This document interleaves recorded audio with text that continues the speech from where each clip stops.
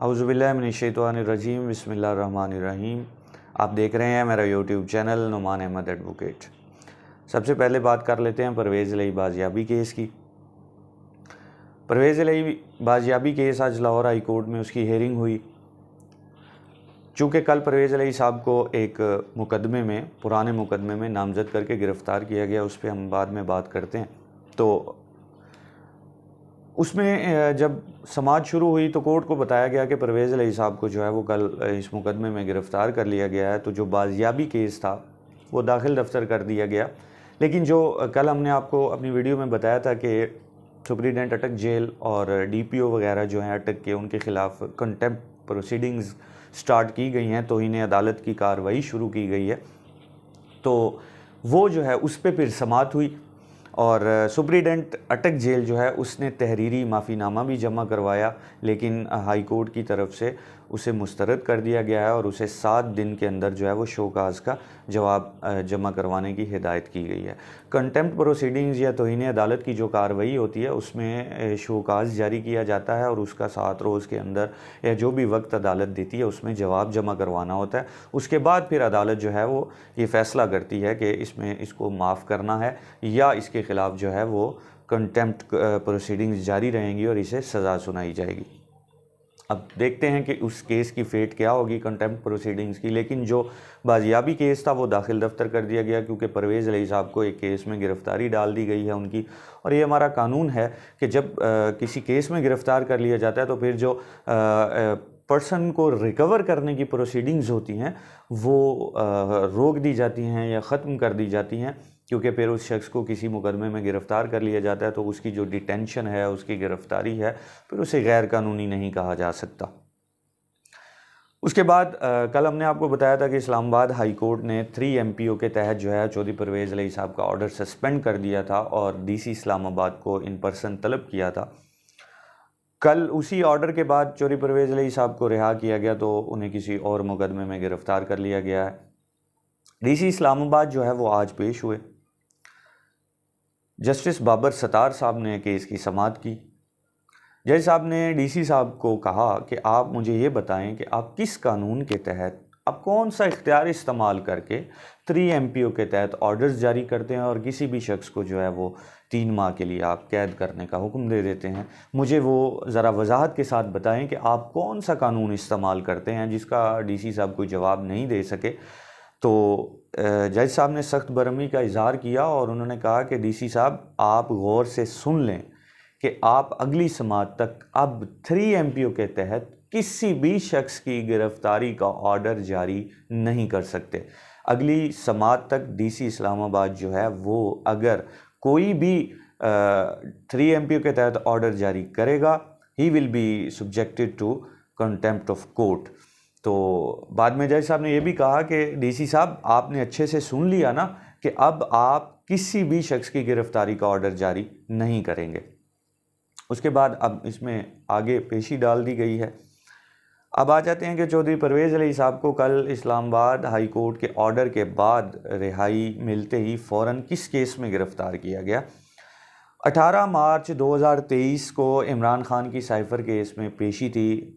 Judicial complex में इमरान खान उस पेशी पे आए तो जो इमरान खान के साथ कारकुनान थे उनके ऊपर इस्लामाबाद पुलिस की जानिब से शेलिंग की गई, लाठी चार्ज, पथराव, वाटर कैनन का इस्तेमाल किया गया, टीयर गैसिंग की गई। तो उस वक़ुआ के बाद जो है वो एक FIR थाना CTD इस्लामाबाद में मुकदमा नंबर 3/23 मोरखा 18 मार्च 2023 को दर्ज किया गया। उसमें PTI की तकरीबन तमाम जो सीनियर लीडरशिप थी, जिसमें आप अली अमीन गंडापुर हैं, फ़ारूक हबीब हैं, आमिर कियानी हैं और हमाद अज़हर साहब हैं, जितनी भी टॉप लीडरशिप थी उनको इस मुकदमे में नामज़द कर दिया गया। हालांकि इनमें से तकरीबन 90% वो लोग थे जो उस दिन इस्लामाबाद में मौजूद ही नहीं थे। तो पुलिस की जानिब से ये FIR की स्टोरी लिखी गई कि ये जो लोग हम नामज़द कर रहे हैं ये लाओ लश्कर के साथ आए और पुलिस पार्टी पे हमला कर दिया, वाटर कैनन को नुकसान पहुंचाया, SHO गोलड़ा जो है उसकी गाड़ी को जला दिया और हमारे जो प्लास्टिक की बाकी चीज़ें थी पुलिस की उनको नुकसान पहुंचा, दिस एंड दैट रोड बंद कर दिया, 144 की खिलाफ वर्जी कर दी। ये FIR में इल्ज़ामात थे। तो अब 18 मार्च के बाद जब कल चौधरी परवेज़ अली साहब को इसमें नामजद किया गया है तो तकरीबन 5.5 माह का अरसा गुजर चुका था इस FIR को दर्ज हुए। तो यहाँ पे ये बात बड़ी हैरान कुन है कि क्या चौधरी परवेज़ अली साहब उस वक्त पुलिस के लिए नामालूम थे? क्या पुलिस नहीं जानती थी कि ये शख्स जो हमला कर रहा है ये परवेज़ अली है? उस वक्त क्यों नहीं उन्हें नामजद किया गया? और इससे भी हैरानगी की बात यह है कि 18 मार्च को चौधरी परवेज़ अली साहब जो हैं वो उस दिन इस्लामाबाद में सिरे से आए ही नहीं, ना वो वहाँ मौजूद थे, ना उस दिन वो इस्लामाबाद आए, बल्कि वो उस दिन मुमकिन तौर पे लाहौर मौजूद थे। तो वो वहाँ मौजूद ही नहीं थे। उसके बावजूद उन्हें कल इस्लामाबाद हाई कोर्ट का जब ऑर्डर इशू होता है उसके बाद उन्हें इस मुकदमे में नामजद कर दिया जाता है नामालूम लोगों की जगह पे 5.5 माह के बाद। और फिर आज जब उन्हें इंसदाद दहशतगर्दी की अदालत में पेश किया गया तो ड्यूटी जज साहब ने इन सारे हकाइक को जानने के बावजूद 2 दिन का जो है वो पुलिस को रिमांड दे दिया है चौधरी परवेज़ अली का। तो हालांकि उनसे कोई रिकवरी भी नहीं होना थी, वो तो तकरीबन 1 माह से ज़ायद का अरसा हो गया कि वो पुलिस की हिरासत में मौजूद हैं, स्टेट की कस्टडी में हैं, तो उनका 2 दिन का रिमांड दे दिया गया। अब देखते हैं कि 2 दिन बाद जज साहब क्या फ़ैसला करते हैं। कानून के मुताबिक तो ये डिस्चार्जिंग का केस बनता था, उन्हें इस पर्चे से जो है वो डिस्चार्ज किया जाता, पर्चा उनकी हद तक खारिज किया जाता, लेकिन उनका 2 दिन का रिमांड दे दिया गया। अब 2 दिन बाद देखते हैं कि इसमें क्या आगे जज साहब फैसला करते हैं। उसके बाद हम बात कर लेते हैं इमरान खान की दरख्वास्त पे समाअत हुई आज इस्लामाबाद हाई कोर्ट में। चीफ जस्टिस आमिर फ़ारूक साहब ने उस पर समाअत की। वो दरख्वास्त जो हमने आपको पहले इस बारे में बताया था कि इमरान खान के वकला की जानिब से उनको अटक जेल से अडयाला जेल मुंतकिल करने की दरख्वास्त दायर की गई थी। उस दरख्वास्त पे आज समाअत हुई तो चीफ जस्टिस साहब ने इस पे बड़े रिमार्केबल जो है वो अपने रिमार्क्स दिए। वो बहुत अहम और वाज़े रिमार्क्स थे कि इमरान खान जो हैं वो अब अंडर ट्रायल हैं, वो सज़ा नहीं भुगत रहे, क्योंकि इमरान खान को जिस केस में गिरफ़्तार किया गया था लाहौर से उसमें उन्हें सज़ा सुनाई गई थी। अब वो सज़ा मुअत्तल हो चुकी है इस्लामाबाद हाई कोर्ट से, तो लिहाजा इस वक्त इमरान खान उस केस में तो ज़मानत पे हैं, अब वो सज़ा तो भुगत नहीं रहे। तो इस वक्त इमरान खान जो है वो साइफ़र केस में अरेस्ट हैं और वो अंडर ट्रायल हैं, उसमें उन्हें सज़ा तो कोई सुनाई नहीं गई, उनकी उसमें बेल भी पेंडिंग है। तो अंडर ट्रायल जितने भी मुल्ज़मान हैं इस्लामाबाद की जुरिस्डिक्शन के, वो अडयाला जेल में मुंतकिल किए जाते हैं। ये रिमार्क्स थे chief justice Islamabad high court Aamir Farooq साहब के। उन्होंने कहा कि चूँकि इमरान खान अंडर ट्रायल हैं तो लिहाजा कानून के मुताबिक तो उन्हें अडयाला जेल में होना चाहिए, क्योंकि वो सज़ा नहीं भुगत रहे।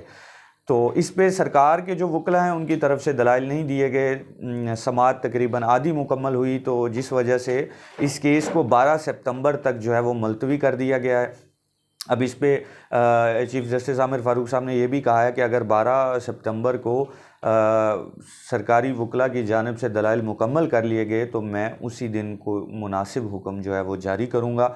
और बज़ाहिर कानून के मुताबिक यही लग रहा है, ये हमारी प्रेडिक्शन हो सकती है कि इमरान खान को अडयाला जेल मुंतकिल करने के अहकामात जो हैं वो आमिर फ़ारूक साहब की तरफ से जारी किए जाएंगे, क्योंकि अब वो अंडर ट्रायल हैं, वो किसी केस में सज़ा याफ्ता नहीं है, उनकी सज़ा मुअत्तल हो चुकी है। ये आज के कुछ अपडेट्स थी जो हमने आपसे शेयर की। कल इंशाल्लाह जो भी प्रोसीडिंग्स होंगी हम आपके साथ शेयर करेंगे। तब तक के लिए इजाज़त दीजिए। अल्लाह हाफिज़।